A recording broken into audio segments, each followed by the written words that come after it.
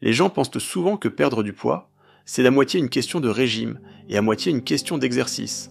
Mais ces deux éléments combinés ne représentent en réalité qu'environ 25% de l'équation. Un autre 25% repose sur un sommeil de bonne qualité.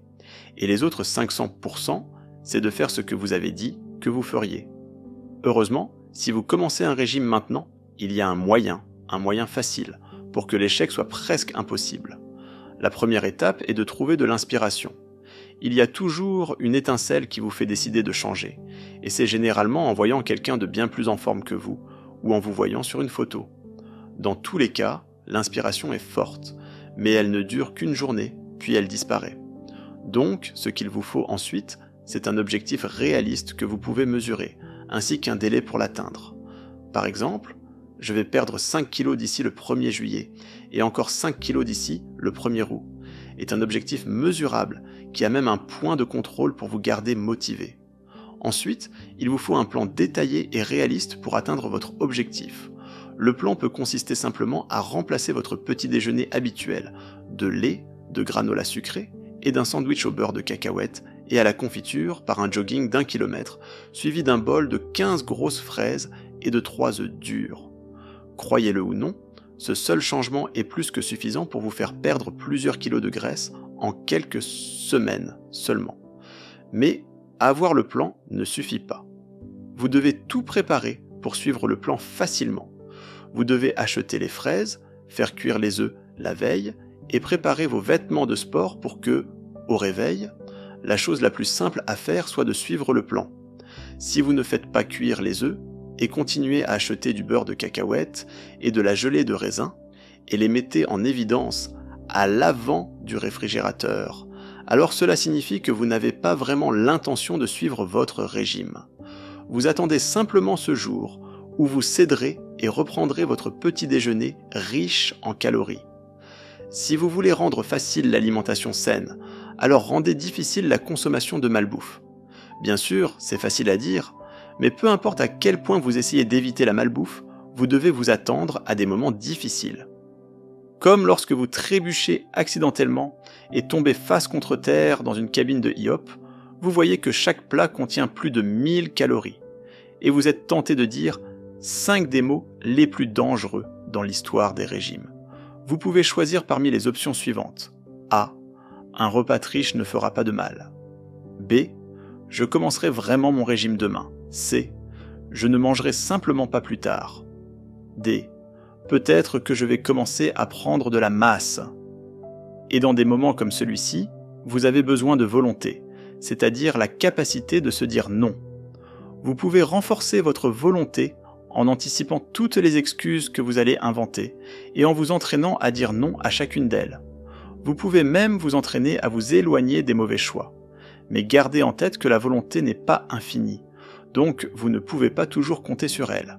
Il est préférable d'éviter la tentation dès le départ. Enfin, le vrai secret de la motivation est de faire quelque chose si longtemps que cela devient une habitude.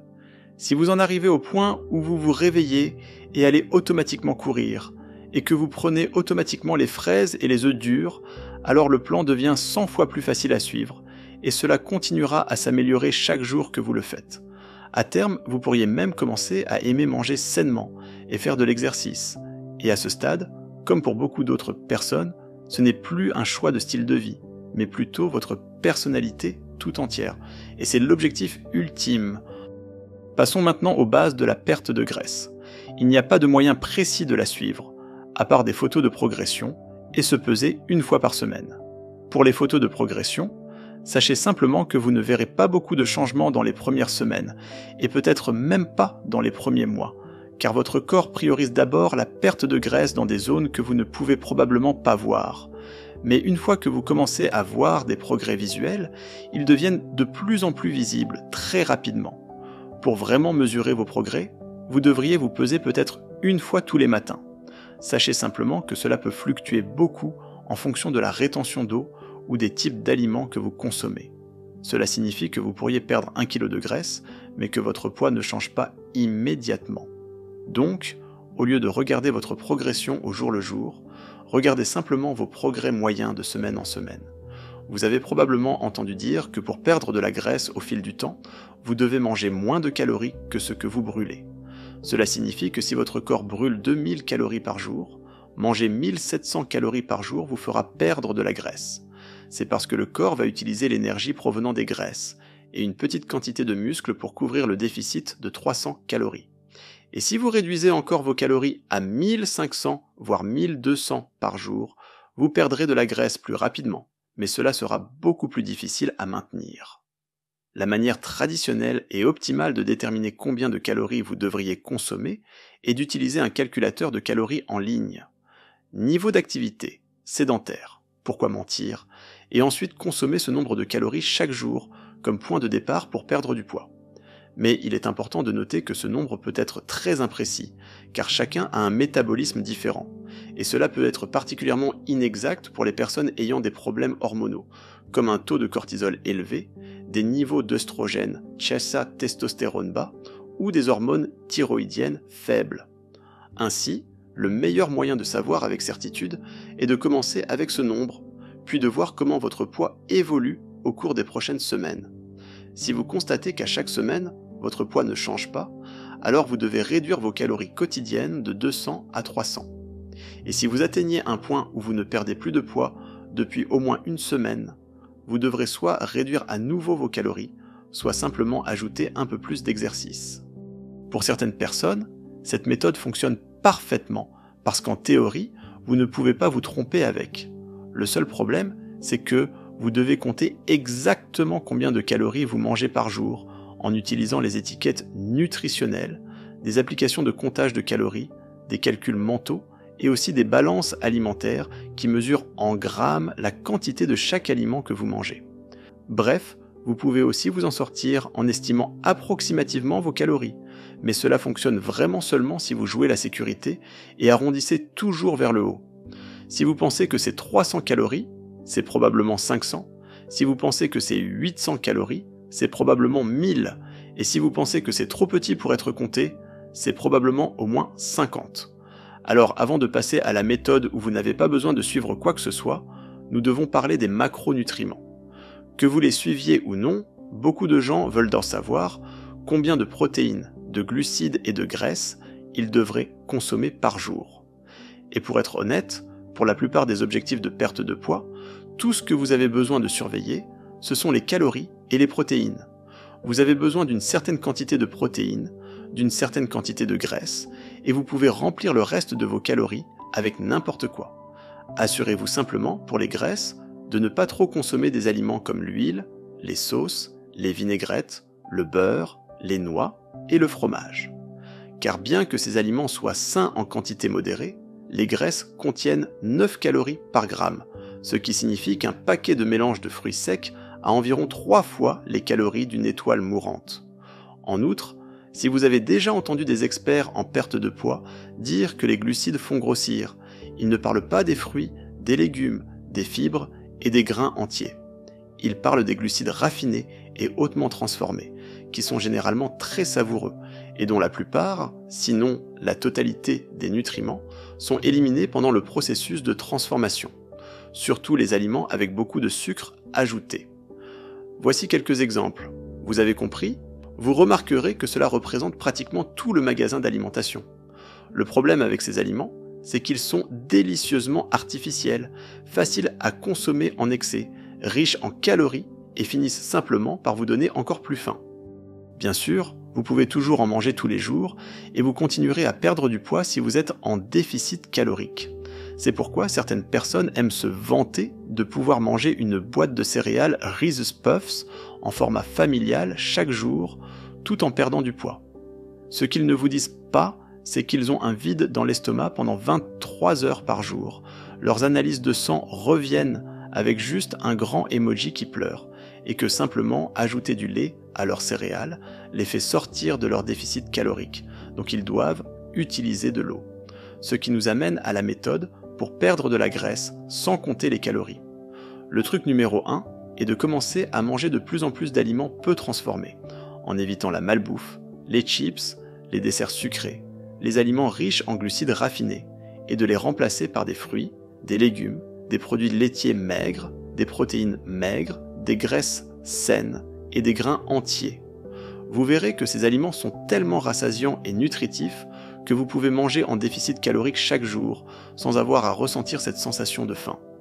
Si vous ne me croyez pas, voici 200 calories d'Oreos et voici 200 calories de fraises. Un autre conseil est de simplement arrêter de grignoter et de ne manger qu'au repas. Mais la plupart des gens grignotent des aliments caloriques et savoureux parce qu'ils s'ennuient, sont stressés ou ont soif, pas parce qu'ils ont faim. Donc éliminer les grignotages est en fait l'une des choses les plus faciles que vous puissiez faire, car le corps n'en a pas vraiment besoin. Et avec le temps, vous n'aurez même plus envie de grignoter. Idéalement, une fois que cela se produit, vous commencerez à développer un sentiment de « je suis meilleur que tout le monde », ce qui devrait suffire pour vous motiver jusqu'à la fin de votre régime. Mais au cas où cela deviendrait difficile, voici quelques conseils supplémentaires. Numéro 1. Buvez beaucoup d'eau. L'eau est très rassasiante, et la moitié du temps, lorsque vous avez faim, boire un peu d'eau éliminera cette sensation. Gardez simplement une grande bouteille d'eau près de vous pour ne jamais oublier. Cela vous empêchera également de désirer des boissons riches en calories comme les sodas, les jus, le bubble tea et les milkshakes. Numéro 2. Si vous dites constamment « le vrai régime commence demain », alors il ne commencera jamais. Numéro 3. Évitez les calories liquides. Il est bien plus facile de boire beaucoup de calories sous forme de boissons sucrées que de les manger. Numéro 4. Le fromage râpé faible en gras, le pain keto, le riz au chou-fleur, les blancs d'œufs et même la poudre de beurre de cacahuètes sont des substitutions faibles en calories que vous pouvez faire. Numéro 5. Vous pouvez préparer des repas sains comme celui-ci et celui-là et les rendre savoureux avec des condiments, épices, sauces et édulcorants sans calories. Mais n'en abusez pas, car en général, plus votre nourriture est savoureuse, plus vous aurez envie de manger des aliments appétissants. Numéro 6. Utilisez les sodas de régime sans calories à votre avantage si vous avez des envies sucrées. Numéro 7. Mangez des aliments riches en fibres et à gros volume qui remplissent votre estomac tout en étant peu caloriques. Numéro 8. Mangez environ 3 à 5 repas par jour, car cela vous aide à éviter de longues périodes de faim, et c'est généralement facile à intégrer dans votre mode de vie. Un gros repas par jour peut aussi fonctionner, mais les gens abandonnent souvent ce régime rapidement. Numéro 9. Gardez vos repas les plus copieux pour les moments où vous avez le plus faim. Numéro 10. Beaucoup de gens trouvent facile de rester en déficit calorique en pratiquant le jeûne intermittent. Cela consiste à ne se donner qu'une fenêtre de 4 à 8 heures pour manger, puis à ne pas manger le reste de la journée. Cela peut sembler difficile, mais sachez que la faim vient par vagues, et si vous attendez un peu, elle finit par disparaître. Numéro 11. Mangez plus de protéines, car les protéines vous rassasient et vous brûlez environ 20 calories pour digérer 100 calories de protéines. Numéro 12. En parlant de protéines, la poudre de protéines est utile, mais elle est transformée, et c'est une poudre que vous buvez, donc elle n'est pas aussi rassasiante que d'autres sources de protéines. Mais si vous en avez besoin pour atteindre votre apport en protéines, buvez-la avec de l'eau. Numéro 13. Si vous voulez, essayez le café noir ou le thé, car la caféine augmente légèrement votre métabolisme et réduit un peu votre appétit. Numéro 14. Utilisez des assiettes, des bols et des portions plus petits, car cela vous donne l'impression d'être rapidement rassasié. Numéro 15. Si vous faites une erreur, ne prenez pas cela comme excuse pour commencer à manger plein de malbouffe. Même si l'erreur ne faisait pas partie du plan, abandonner ne faisait jamais partie du plan. Passons maintenant à l'exercice.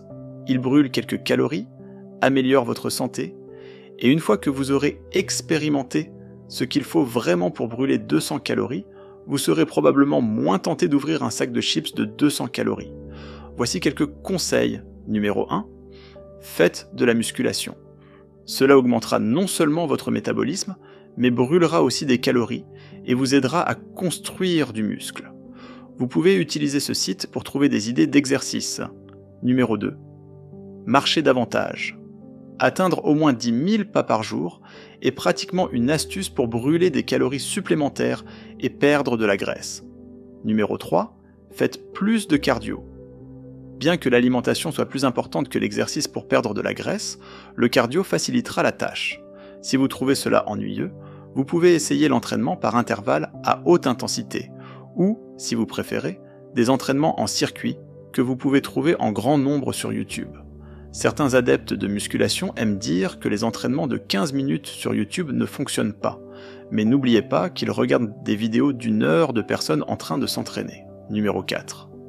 Soyez moins sédentaire. Peu de gens en parlent car c'est difficile à expliquer. Mais se lever, bouger et simplement faire des choses tout au long de la journée brûle bien plus de calories que ce que vous pensez. Cela inclut des activités que vous ne considérez pas normalement comme de l'exercice, comme prendre les escaliers, nettoyer la maison, laver à haute pression l'allée, cuisiner, gigoter, se tenir debout, marcher, porter des courses et toucher l'herbe. En gros, tout sauf s'asseoir ou rester au lit. Enfin, un conseil pour perdre de la graisse que tout le monde pense ne pas concerner est d'obtenir un bon sommeil de qualité. Le sommeil régule vos hormones.